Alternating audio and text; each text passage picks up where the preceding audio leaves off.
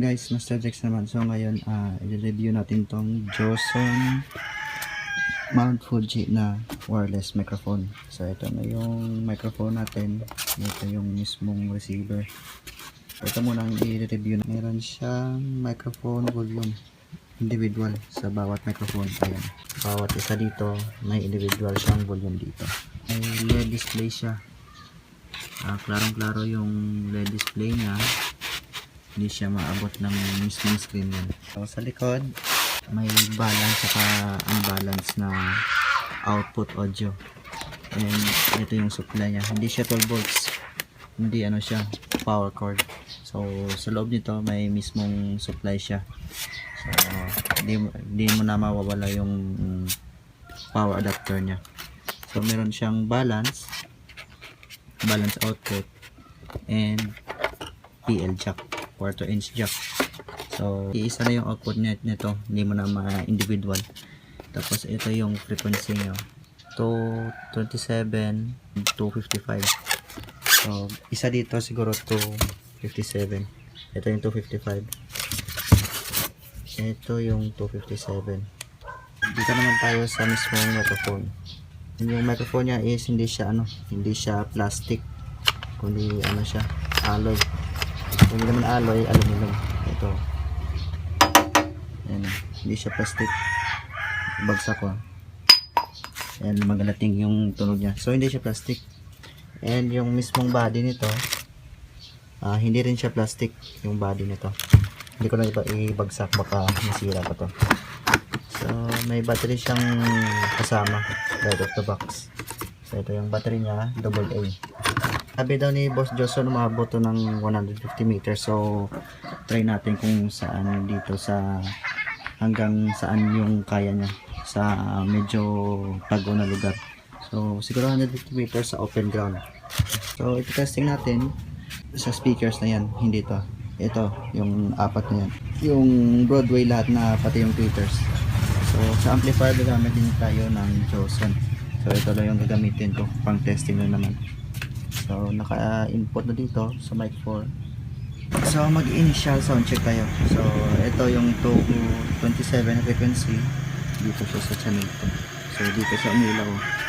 Pag nakapatay, hindi yan ilaw. Pag naka-on, ayan, naka-ilaw yung pula.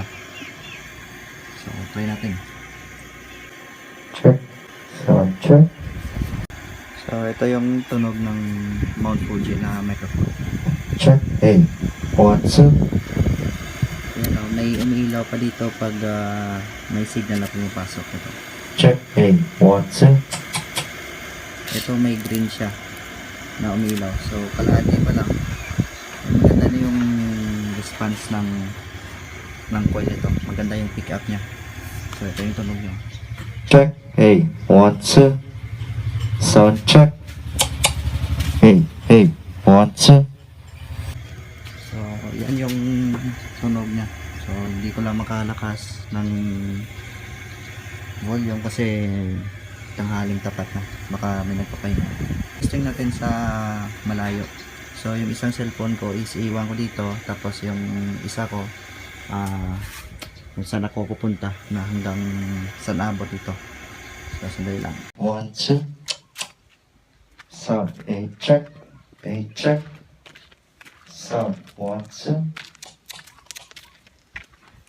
So nasa likod ako ng bahay. Ito may tinatakpan na yung ng receiver yung bahay. Tinatakpan ng bahay na yung receiver. So napipick up pa rin siya. So Check. 1, 2. Sound check. Check. Sound check.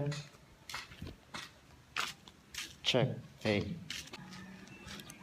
try natin ulit sa may harap ng bahay kung umabot pa rin niya.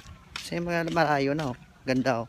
Tinatakbo. Sasakay na ako ng bike, punta ako sa kalsada kung abot mismo. Yung isang cellphone is nakaabang na dyan.